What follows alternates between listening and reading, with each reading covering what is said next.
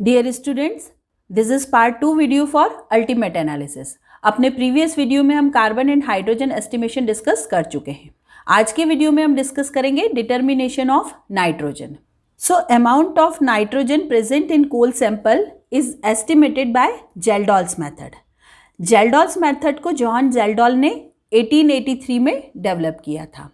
इस मेथड में हम जेल्डॉल फ्लास्क यूज करते हैं और Kjeldahl flask long neck flask होते हैं। So let's discuss Kjeldahl method use to determine nitrogen present in coal sample. तो जेल्डॉल मेथड में सबसे पहले हम पाउडर्ड कोल सैंपल लेंगे। एक स्मॉल क्वांटिटी में पाउडर्ड कोल सैंपल लिया जाता है, जैसे हमने यहाँ पर 1 ग्राम पाउडर्ड कोल सैंपल लिया है। अब इस पाउडर्ड कोल सैंपल को हमें H2SO4 के साथ हीट करना होता है।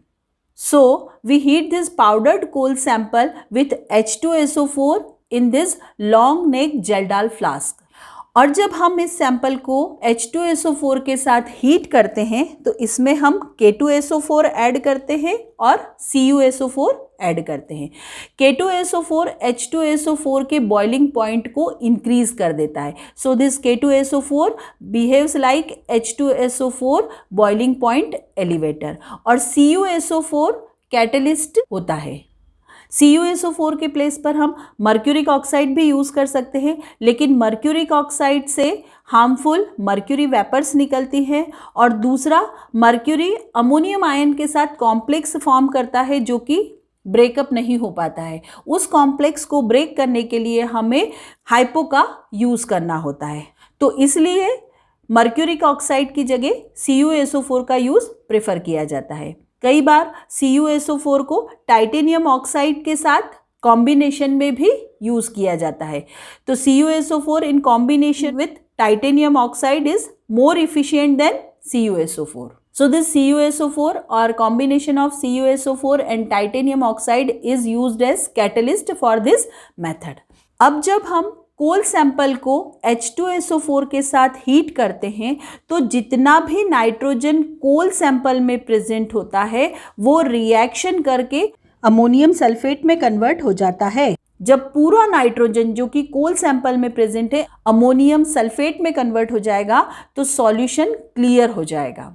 जब सॉल्यूशन क्लियर हो जाता है then we have to add KOH और NaOH into this clear solution. जैसे ही आप KOH या NaOH को इस क्लियर सॉल्यूशन में ऐड करते हैं ये अमोनियम सल्फेट KOH के साथ रिएक्शन करके अमोनिया लिबरेट करता है। इस अमोनिया में भी जो नाइट्रोजन है वो वही नाइट्रोजन है जो कोल सैंपल में प्रेजेंट थी।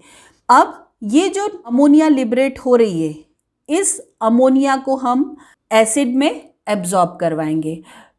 तो यहाँ पर हम एक नॉन वॉल्यूम में स्टैंडर्ड एसिड लेते हैं, ऐसा एसिड जिसकी नॉर्मलिटी और वॉल्यूम हमें पता हो। तो यहाँ पर हम H2SO4 एसिड का यूज़ करते हैं और इस अमोनिया को स्टैंडर्ड H2SO4 एसिड में पास करते हैं। जब अमोनिया एसिड के साथ रिएक्ट करेगा तो चूंकि अमोनिया अल्कलाइन नेचर का होता है न्यूट्रलाइजेशन रिएक्शन होगा और कुछ अमाउंट में एसिड न्यूट्रलाइज हो जाएगा। अब एसिड का जो अमाउंट अमोनिया से न्यूट्रलाइज नहीं हुआ है उसे हम बैक टाइट्रेशन के थ्रू फाइंड आउट करते हैं। तो बैक टाइट्रेशन के लिए भी हम standard alkali solution that is standard NaOH solution का यूज़ करते हैं। तो यहाँ पर सपोज हमने जो इनिशियल 50 ml H2SO4 लिया और इस H2SO4 की नॉर्मलिटी भी हमें नोन रहेगी। अब इसमें हमने अमोनिया पास किया।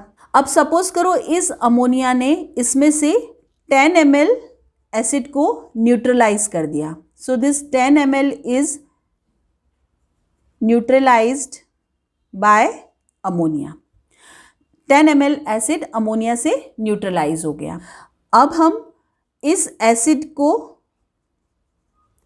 बैक टाइट्रेशन करेंगे। तो बैक टाइट्रेशन के लिए हमने स्टैंडर्ड NaOH सॉल्यूशन यूज़ किया। इस स्टैंडर्ड NaOH सॉल्यूशन की नॉर्मलिटी भी हम वही रखते हैं जो हम H2SO4 की रखते हैं। सपोज करो H2SO4 की नॉर्मलिटी n/10 होगी तो यहाँ पर हम NaOH की नॉर्मलिटी भी n/10 ही रखेंगे। अब बैक टाइट्रेशन से हमें पता चला कि 40 ml एसिड अमोनिया से न्यूट्रलाइज नहीं हो पाया है।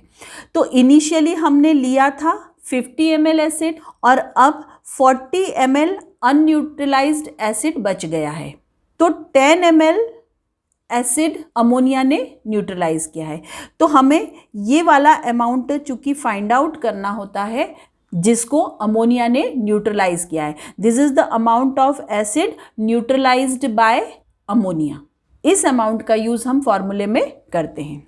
This is the diagrammatic representation of Kjeldahl method for nitrogen estimation. यहाँ पर हमने ये लॉन्ग नेक जेल्डॉल फ्लास्क लिया है। इसमें हम कोल सैंपल लेंगे। कोल सैंपल में हम कंसनट्रेटेड H2SO4 ऐड करेंगे, CuSO4 कैटेलिस्ट ऐड करेंगे और boiling point elevator K2SO4 add करेंगे। इसे हम हीट करेंगे। जब ये सॉल्यूशन क्लियर हो जाएगा, सारी नाइट्रोजन अमोनियम सल्फेट में कन्वर्ट हो जाएगी, तब इस फ्लास्क में हम NaOH या KOH ऐड करेंगे। जैसे ही आप इसमें KOH ऐड करेंगे, इसमें से अमोनिया लिबरेट होगी और इस लिबरेटेड अमोनिया को हमें एक स्टैंडर्ड नॉन वॉल्यूम H2SO4 में पास कराना है। तो यहाँ पर हमने लिया है non volume of standard H2SO4 acid, जिसकी नॉर्मेलिटी हमको पता है और वॉल्यूम हमें पता है। इसमें हम अमोनिया पास करेंगे। ये अमोनिया वेपर्स कंडेंसर के थ्रू जाएगी, जिससे ये अमोनिया वेपर्स कूल डाउन हो जाएंगी, कंडेंस हो जाएंगी और इस एसिड में जाके मिक्स हो जाएंगी। जब अमोनिया इस एसिड के साथ रिएक्ट करेगा तो कुछ अमाउंट में एसिड को ये अमोनिया न्यूट्रलाइज कर देगा। अब जो बचा हुआ एसिड है, जो अमोनिया से न्यूट्रलाइज नहीं हुआ है, उस एसिड का अमाउंट हम बैक टाइट्रेशन से फाइंड आउट कर लेते हैं। अब यहाँ पर हम जो फॉर्मूला यूज करेंगे, percentage of nitrogen is equal to volume of acid used by NH3। ये वही वॉल्यूम है जो हम initial volume minus final volume करेंगे।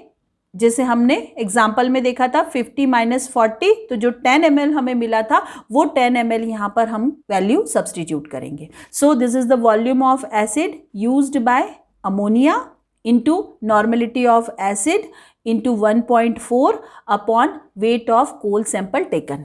तो इस फॉर्मूले में वैल्यू सब्सटीट्यूट करके हम गिवन कोल सैंपल में नाइट्रोजन का परसेंटेज फाइंड आउट कर सकते हैं। अब यहाँ पर हम परसेंटेज में दे रहे हैं, लेकिन कहीं भी हमें 100 से मल्टीप्लाई होता हुआ नहीं दिख रहा है। तो जब हम ये फॉर्मूला कैलकुलेट करते हैं और पूरा प्रोसेस फॉलो करते हैं, तो एक स्टेप में हमें 14 मिलता है, जो कि नाइट्रोजन का वेट हुआ।